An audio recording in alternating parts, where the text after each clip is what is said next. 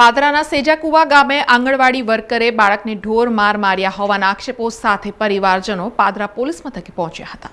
પાદરા તાલુકાના સેજાકુવા ગામમાં આવેલ આંગણવાડીમાં આંગણવાડીના કર્મચારી બહેને નાના બાળકને ઢોર માર માર્યા હોવાના આક્ષેપો સામે આવ્યા છે, જેમાં આંગણવાડીમાં વર્કરે નાના બાળકને ઢોર માર માર્યા હોવાના આક્ષેપો સાથે પરિવારજનો પાદરા પોલીસ મથકે પહોંચ્યા હતા, જ્યાં નાના બાળકને પીઠના ભાગે ગંભીર ઇજાઓ નિશાનો પણ નજરે પડ્યા હતા। ત્યારે બાળકના પરિવારે આંગણવાડી વર્કર સામે કાયદેસરની કાર્યવાહી કરવાની માંગ કરી હતી।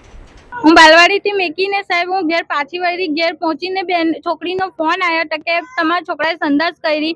હું દોડાવવા માટે ત્યાં ગઈ, એનું પેન્ટ લઈને ગઈ છોકરાનું, એને સંદાસ કરી। મેં દોડાવી અને મેં બેનને રૂબરૂ મારતા જોયા દંડા લઈને। બેને જાડા દંડાથી મારા છોકરાને માર્યો। મેં એવું બી કીધું કે બેન મારજો ના મારા છોકરાને, એ તો કરી લે સંદાસ નોંધલો છે તો મકા મારજો ના બેન। તો મેં દોડાઈને બહાર નીકળી, મારા છોકરો મને કે મમ્મી મને બહુ દુખે છે।